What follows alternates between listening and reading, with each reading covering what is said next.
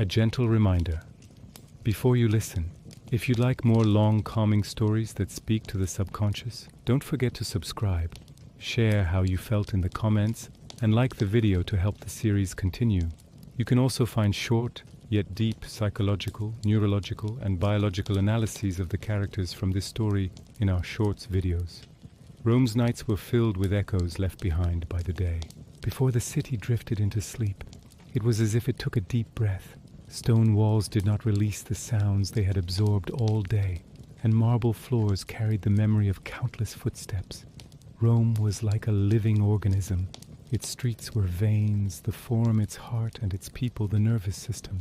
Like the human body, Rome needed moments of release. That was why the baths existed. The baths were not merely places to wash away dirt. They were spaces where the body softened, the mind lowered its defenses, and people opened themselves without realizing it.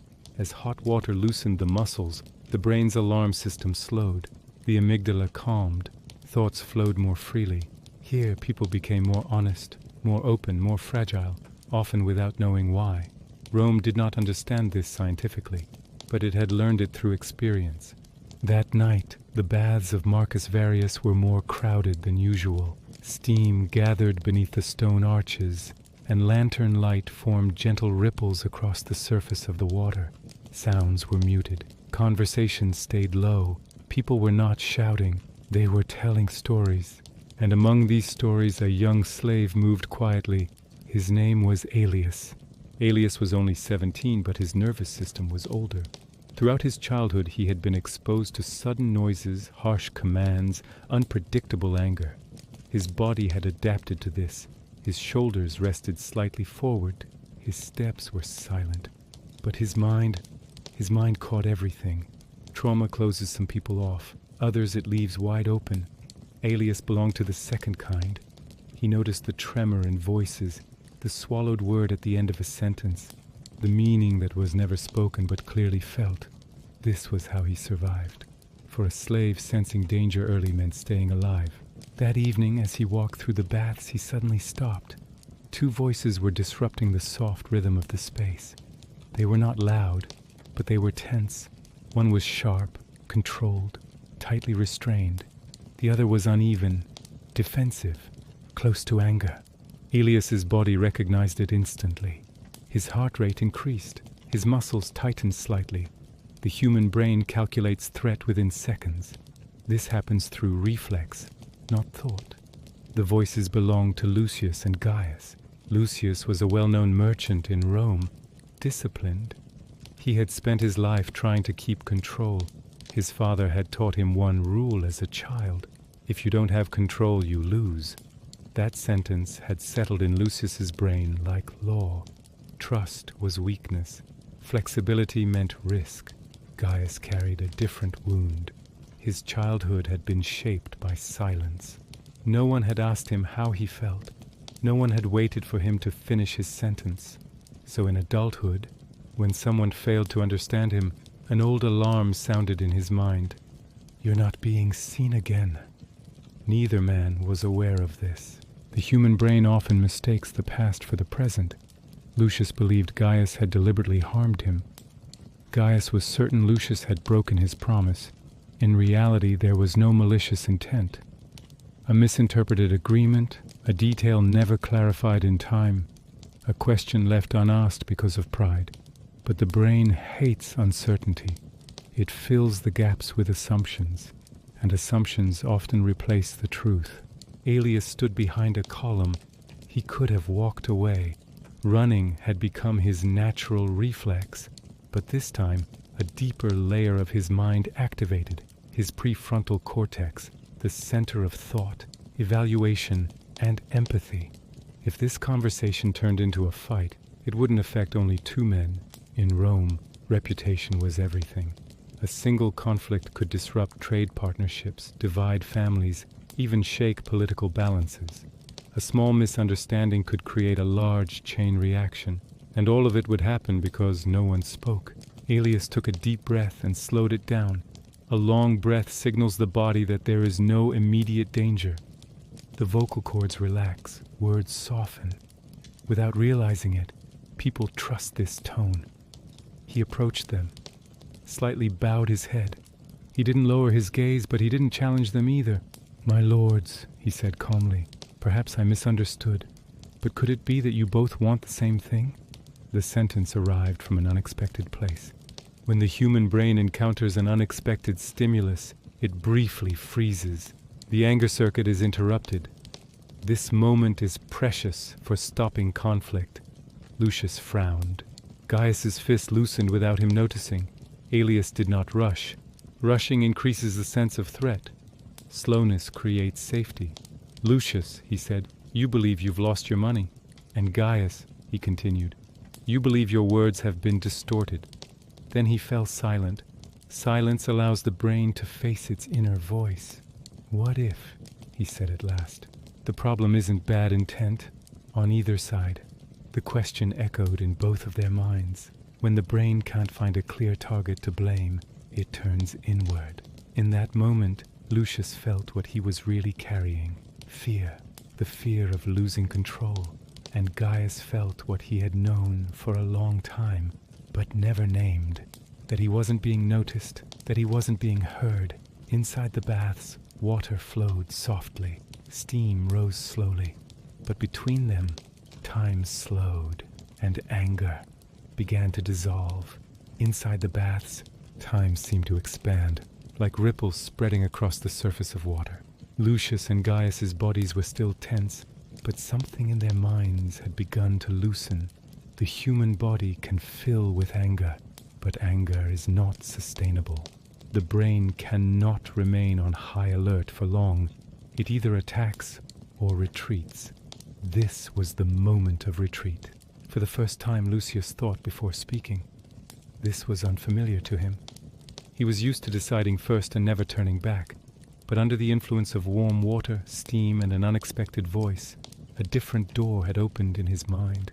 He remembered his father's hard gaze from childhood, the silent disappointment he felt when he made mistakes, and in that moment he understood that the anger he felt toward Gaius was really an echo of his fear of loss. Gaius, meanwhile, felt a knot in his throat. The anger had withdrawn, replaced by a familiar sensation: worthlessness. Being misunderstood scratched at an old wound in his brain, the heaviness he used to feel as a child, when he was interrupted, when he couldn't finish his thoughts. His body recognized it. His shoulders dropped. His breathing deepened. Aelius noticed.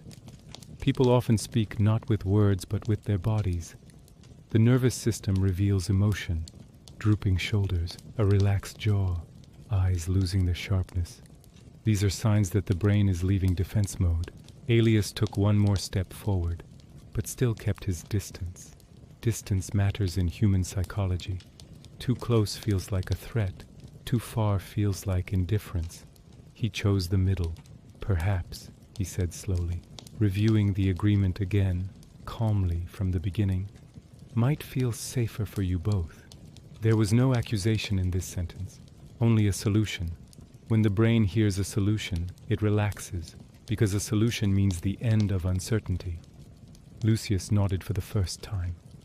A small gesture, yet a sign of a major shift inside him.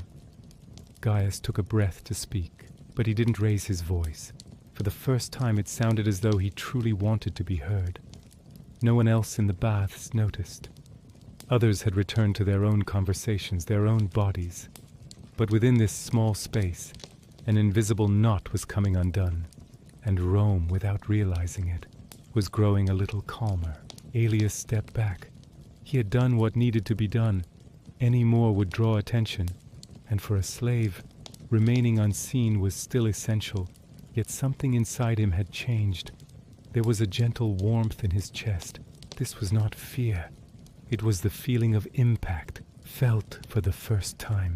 When a person senses that they can affect the world, dopamine is released in the brain.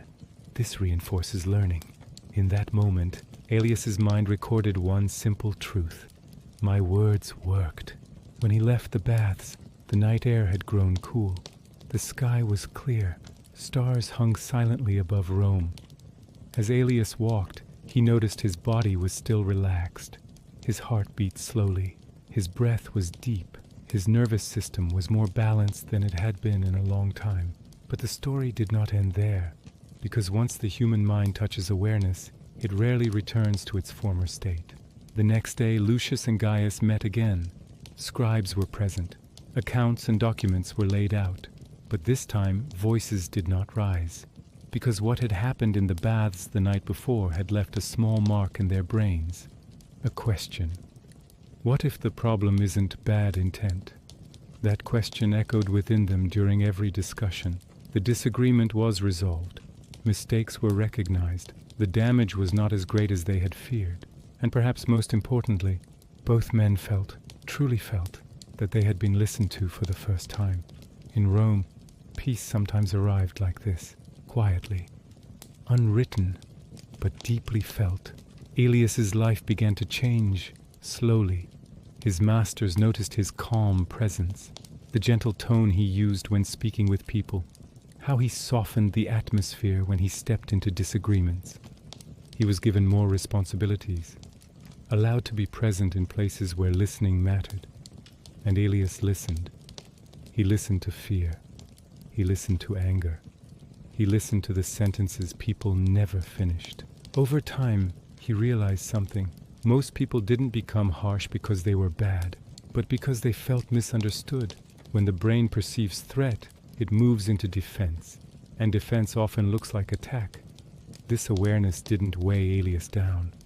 It calmed him, because now the world made a little more sense, and perhaps as you listen to this story, you are feeling something similar. Maybe your shoulders have relaxed. Maybe your breathing has slowed. Maybe your mind has gently set down the thoughts it carried all day. This is not a coincidence. The human brain calms through stories, especially those that carry meaning, move slowly and end in safety. They signal to the brain, there is no danger. Heart rate lowers, muscles soften, the mind prepares for sleep. This is why humans have told stories for thousands of years. This story may be whispering something to you. Not every conflict is solved by shouting. Not every problem is overcome with force. Sometimes the greatest change begins with a calm voice. As the Roman night deepened, Aelius looked up at the stars. He was not free, but his mind had never been more open. And sometimes freedom begins in the mind. If you are drifting towards sleep now, if your body feels heavier against the bed, if your thoughts are slowly dissolving, then this story has done its work. The night is safe, your mind is safe, and sometimes simply listening is enough. If you enjoyed this story, don't forget to subscribe and leave a comment. In Shorts videos, you can also find psychological and biological analyses of the characters. Rome was waking quietly that morning. The sun fell on the marble columns, merging with the warmth of the stone, gently heating the air. Yet the city was still asleep. A few early risers moved slowly through the streets, preparing for the day, but most of the baths and markets had not yet begun their clamor. This quiet offered Aelius a deep opportunity. The events of the night still echoed in his mind. Aelius walked toward the Marcus Varius baths in the early hours. His steps were no longer heavy, they were determined. What had happened the night before had given him a new power, the power of words and silent awareness. But this power was not for showing off. It was meant for observing and guiding. When the stone doors of the bath opened, steam billowed out. The heat and humidity still loosened muscles, inviting the mind into a gentle calm. As he stepped inside, Aelius consciously slowed his breathing. Deep breaths activate the parasympathetic nervous system, lowering heart rate and clarifying thoughts. His body felt this even without conscious awareness. Inside, Lucius and Gaius were attending to the first morning customers. But the events of the previous night had changed them. They spoke slowly, listened to each other, and seemed to move in a new rhythm. Once the brain experiences awareness, new neural paths open, old reflexes slow down, and conscious action becomes possible. Aelius observed this. His ability to perceive the logic behind human behavior, reading body language and subtle cues, had become his greatest advantage. Slowly he began to see himself not just as a slave, but as an observer who could understand and intervene. Such observation is neurologically like a pre-programmed empathy mechanism. The human brain's ability to predict others' emotions relies on the prefrontal cortex and mirror neurons. In Elias's brain, this mechanism was unusually strong. Years of heightened vigilance had sharpened his perception. As he watched Lucius and Gaius working, Elias noticed something. A small oversight that they hadn't realized the night before could still cause disagreement. In trade, tiny errors can undermine trust, but this time, Elias did not remain silent. A growing intuition reminded him of the importance of waiting for the right moment. And so, he waited. Time slowed. The sound of water, the rising steam, the faint echoes off the stone walls, all had a soothing effect on the mind. Rhythmical sounds and repeated small movements reduce amygdala activity and lower cortisol levels. Elias experienced this unconsciously. Lucius noticed a small error in a ledger while reviewing accounts with Gaius. An old mistake had resurfaced. The brain reacts sharply to such moments. Adrenaline spikes, triggering anger and fear. But Elias had anticipated this. Quietly he stepped forward and offered a gentle suggestion. Perhaps it would help to check this once more, for both of your sakes. The words seemed small, almost negligible, but psychologically they created a pause before anger. People often move into defense or blame when they discover mistakes. A small external cue can halt reflexive reactions and allow reason to intervene. Lucius, hearing Elias's voice, became aware of his own inner anger for the first time. Why was I upset? He wondered. Gaius realized that someone was truly listening to him, that his thoughts were being considered. When the brain feels acknowledged, it relaxes. It was a small but profound victory. As the hours passed, Elias's observations deepened. He understood that attention must be paid not only to what people say, but also to what they do not say. Silent pauses, blinking patterns, the rhythm of breathing. They all carried conscious and unconscious messages. This awareness strengthened Elias's neurological structure. The brain constantly formed new connections. Empathy and strategic thinking improved. Biologically, it was healthy. A brain that learns continuously reduces stress responses and enhances adaptation. Throughout the day, Elias made small interventions. He noticed a miscalculation, quietly pointed it out, and resolved a misunderstanding without applying pressure. People did not even realize, but a sense of relief settled inside them. When the brain senses that a threat has passed, it releases endorphins, reduces stress, and improves decision-making. For Elias, it was a learning experience as well. The night before, one small intervention had prevented a major conflict. Now, he was applying the same principle more systematically through observation. By midday, the temperature in Rome had risen. The bath stones, warmed by the sun, radiated heat, and the steam became denser. People moved more slowly. Conversations were calm and deliberate. Heat and humidity encouraged relaxation. Muscles softened, thoughts slowed. Elias used this calming environment to continue his observations. He noticed Lucius and Gaius making joint decisions, listening to each other, and sharing responsibilities fairly. This was a small yet significant change. In human psychology, small successes shape future behavior. The brain reinforces positive experiences, making it more likely to repeat those actions in stressful situations. As Elias stood in the corner of the bath, he also observed his own inner state. He had changed. He was no longer just a vigilant observer. He was on the path to becoming a conscious guide. This awareness affected his biology. Cortisol levels dropped. The parasympathetic nervous system activated. Muscles relaxed. Heart rate slowed. It was not just physical relaxation. It was a mental empowerment. As the sun warmed the stones of the bath, another detail caught Elias's attention. People's small habits. Lucius and Gaius were not only conducting their work, but each movement carried an unconscious message. Lucius's hand movements were still controlled. This showed that his brain's don't lose control mechanism was still active. Gaius's gaze, on the other hand, was no longer evasive as before. He scanned his surroundings attentively, yet calmly. The human body carries traces of past experiences. Watching them, Elias realized that a person's behavior is shaped by past traumas and learned reflexes. Neurologically, this was a loop between the hippocampus and the amygdala. Each time a stressful situation arose, the amygdala signaled alarm. The hippocampus assessed it based on previous experience. Elias observed this loop silently, and it guided the timing of his interventions. Lucius wrote a number incorrectly, and Gaius noticed. In the past, this would have instantly led to anger and blame, but today he realized the problem could be resolved calmly and quietly.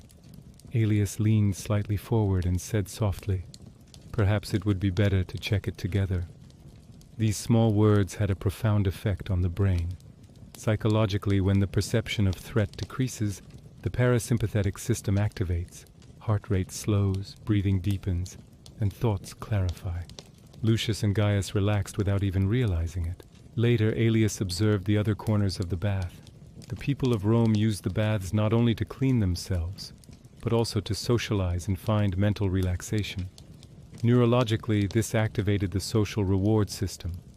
Dopamine and oxytocin levels increased, and people became more open to one another. Watching this, Elias realized that human behavior was never simple. It was shaped by a complex interplay of biology and psychology. In the afternoon, a new group of traders arrived at the bath's entrance. They were newcomers, moving awkwardly and tense. Their body language revealed anxiety. Elias instinctively began observing them. One had slumped shoulders, a sign of insecurity and past rejection. Another's hands trembled, showing that adrenaline was still high. Drawing strength from the previous day's experience, Elias intervened quietly. He approached with slow breaths and offered gentle suggestions without judgment. The human brain is more receptive to non-judgmental cues. Threat perception decreases and problem-solving ability increases. As the day progressed, Elias found himself in the quietest corner of the bath. He closed his eyes and listened to his breathing. This was his ritual for resetting both body and mind. When the brain is exposed regularly to short periods of silence and mindful breathing, stress hormones drop and learning capacity improves. Elias's thoughts deepened. People often magnify conflicts through their past traumas and biases. A silent observer, using the right words at the right time, can prevent major conflicts. Body language, breath, and small gestures can be as effective as words. By the end of the day, Lucius and Gaius moved as if they silently understood one another, without verbal thanks. This quiet acknowledgement reduced the impact of prior conflicts. Elias knew its importance. The brain reinforces small successes, and these behaviors automatically repeat in similar future situations. When Elias climbed the stone steps of the bath at day's end, he felt light and peaceful. His muscles were still relaxed, his heartbeat steady, and his breath deep. His mind was filled with the details he had observed and learned throughout the day. This was a step in his journey toward conscious awareness. As Rome moved toward sunset, the city continued to be observed quietly through Elias's eyes. The city was like a living organism, and every individual created an effect within it. With small interventions, Elias had fostered a subtle balance. People did not notice, but their brains and bodies quietly shifted. In this chapter, the story did more than resolve a conflict. It revealed the deep workings of human psychology, biology, and neurology. Anyone listening could feel their muscles loosen, their heartbeat slow, and their mind quiet. The story advanced not only through words, but also in harmony with the natural rhythms of the nervous system. As Elias left the bath, he thought of the night ahead. He did not know what tomorrow would bring, but he had learned one thing. A small intervention at the right time and place could create significant change. Even if people did not notice, their brains and bodies would feel it. As Rome's night closed quietly through Elias's eyes, the city's calm endured. The noise of its people diminished, their breaths deepened, and their muscles relaxed. This silence provided not just physical relief, but psychological healing as well. By observing consciously, Aelius prepared himself for the next step. The night in Rome slowly wrapped the city in its quiet embrace. The sun had set, the sky shifting from orange to purple and from purple to deep night blue. The city's stones gradually released the heat they had absorbed during the day, and the bath remained lightly humid. Aelius felt the weariness of the day on his shoulders, yet in his mind there was a strange calm. Every detail he had observed over the previous day and today seemed to form a rhythm in his mind, aligned with his heartbeat, his breath, and his thoughts. His night has a special effect on human psychology. Melatonin levels rise, heart rate slows, and thoughts begin to relax without becoming jumbled. Aelius experienced this unknowingly. But it was not only his own relaxation he sensed. He could feel the moods of the people filling the bath. Combined with his awareness, the nightly rhythm of the Romans turned the city into a silent symphony. That day's small interventions had made Aelius feel bolder. In the previous chapters, his experiences with Lucius and Gaius had strengthened both his psychological and biological capacities. Now it was time to take another step forward. When he opened the bath's stone door, steam once again filled the room. This time there were not only Lucius and Gaius, but also a few new faces from the city. People were tired, their bodies and minds weighed down by the day's movements and thoughts. Aelius observed them quietly. People often express themselves without making it obvious. Slumped shoulders, darting eyes, irregular breathing, these were unconscious messages. Aelius could perceive them and intervene at the right moment in the right way. First, a young woman caught his attention. Her back was hunched, hands clasped together, a sign of anxiety and a lack of personal safety. As Aelius approached, he deepened his own breath, using his body language to reduce threat and slow the mental alarm system. "Perhaps you would like to rest a little," he said softly. There was no accusation or directive in his words, just a suggestion, a pause. The human brain is receptive to statements free of judgment and threat. The amygdala relaxes and the hippocampus evaluates more clearly. The woman lifted her head. For the first time, her eyes softened, her shoulders relaxed. This small movement activated her parasympathetic system, slowing her heart rate. Aelius had observed this over the years. Small interventions can create profound change. In the corners of the bath, people sat silently. Aelius studied their breathing and posture to assess their psychological states. Some were weighed down by the day's fatigue and anxiety. Others still carried the effects of disputes or stressful trade. Aelius realized, as he had with Lucius and Gaius, that small, quiet interventions could reduce this stress. In the afternoon, a group of traders appeared at the bath. New to the city, exhausted by the chaos of commerce, they moved awkwardly. Aelius observed quietly. One's hands trembled. Another's brows were constantly furrowed, shoulders slumped. High cortisol and adrenaline levels were evident. Aelius applied the method he remembered, approaching quietly and speaking in a non-threatening tone. "Perhaps you would like to sit and take a breath. It may help you focus."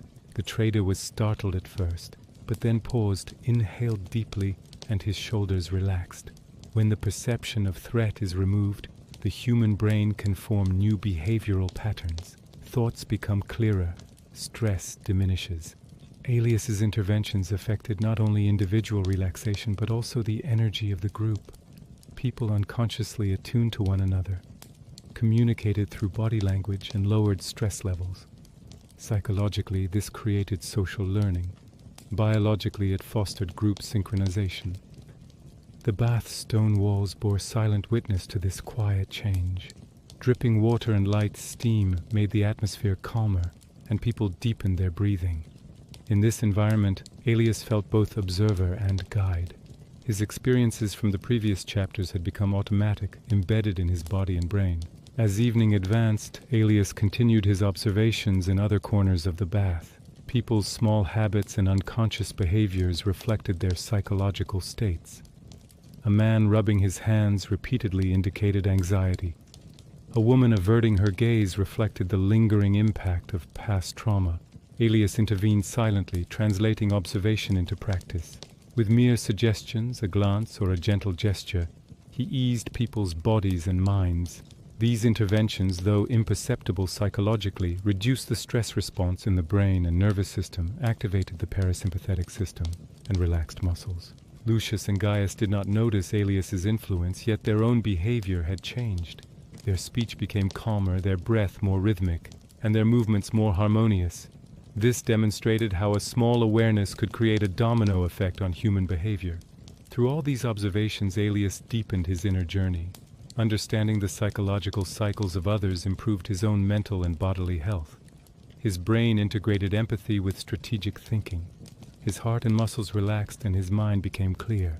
Night had fully settled over Rome. The stone walls of the bath still held the energy and silent conflicts of the day. As Aelius moved quietly through the bath, he closed his eyes and took a deep breath. His breathing allowed him to feel both his own parasympathetic rhythm and the hidden pulse of the people around him. The human brain works more clearly in a quiet and safe environment. Aelius experienced this unknowingly. Every person he observed subconsciously sensed his awareness. Their brains and bodies slowed. The chemicals of anxiety and anger began to dissipate. First, he approached the group of traders he had intervened with the previous day. This time he used his silence and breath as tools. The traders, relaxed by the day's fatigue and the bath's warm steam, were still mentally caught in lingering thoughts. Aelius observed them silently, reading their inner states from body language, and gradually spoke. "Sometimes events are beyond our control," he said softly, without a trace of judgment. "But our breath and thoughts are the areas we can truly govern." These simple words reminded the brain of internal control, lowered adrenaline, and activated the prefrontal areas responsible for organizing thought. Unnoticed at first, the traders deepened their breathing and relaxed their shoulders. In another corner, Lucius and Gaius spoke quietly to each other. The tension from previous disputes had dissipated. Aelius noticed this shift and felt a deep satisfaction. Human psychology, when small successes are reinforced, automatically adapts in similar situations. The harmony in Lucius and Gaius's behavior was not just individual relaxation, it was a social effect. Aelius continued sharing this awareness with other bathgoers. A quietly seated elderly man still had slumped shoulders and a worried expression. Aelius approached and gently said, "We cannot change our past, but with today's breath, we can lighten ourselves." The man hesitated at first. Then, as he inhaled deeply, his shoulders relaxed and his facial features softened. When the perception of threat is removed, the hippocampus and amygdala work in harmony, increasing emotion regulation. This small interaction created a silent but powerful effect. As the night deepened, Aelius made quiet observations in every corner of the bath. Each person had a small story: slumped shoulders, averted eyes, trembling hands, all forming a mental and biological language. Aelius could decode this language and intervene at the right time with the right words. A young man caught his attention. Exhausted from a day of work, yet filled with anger and frustration, his eyes darted around and his hands were clenched. Aelius approached quietly. Pausing to breathe can calm the mind. Sometimes doing this is more valuable than making the greatest decisions. The young man lifted his head. For the first time, his eyes met Aelius's. This simple interaction triggered dopamine and oxytocin release in his brain. The parasympathetic system engaged, heart rate slowed, and his mind calmed. Aelius noticed the cascading effect of these small interventions. Whether people realized it or not, a chain of psychological and biological responses had been set in motion. The bath was no longer just a place for cleansing. It had become a sanctuary for spiritual renewal.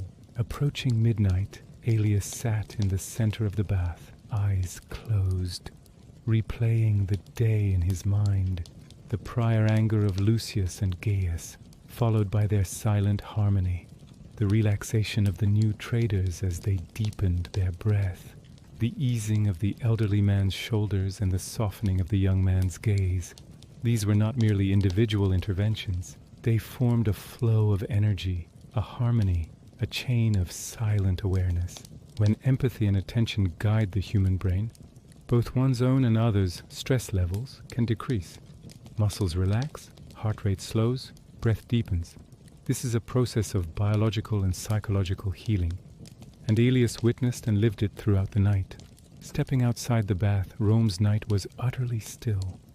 The streets were empty. Stars shone brightly in the sky. Elias paused, inhaled deeply, and reflected silently. Life's greatest changes begin with quiet, mindful steps. People often mistake loud voices, disputes, and abrupt actions for solutions, but true change begins with small, conscious, well-timed interventions. The brain senses it, the body shows it, the spirit responds. Elias walked with a quiet smile, realizing every human lives in a world waiting to be understood. Silent observation and empathy are often more effective than loud lessons. A small intervention can make a great difference. Throughout the night, the silent transformation that began in the bath spread to Rome's streets and stones. People unaware became calmer, more harmonious, and more understanding. This silence brought both physical relaxation and psychological healing. Elias, who began his journey as a mere slave, had become a silent guide, an observer, capable of creating great change through small interventions. Finally, he lifted his eyes to the sky. True power lies within silence and awareness. Great change begins with small steps and is felt in the heart.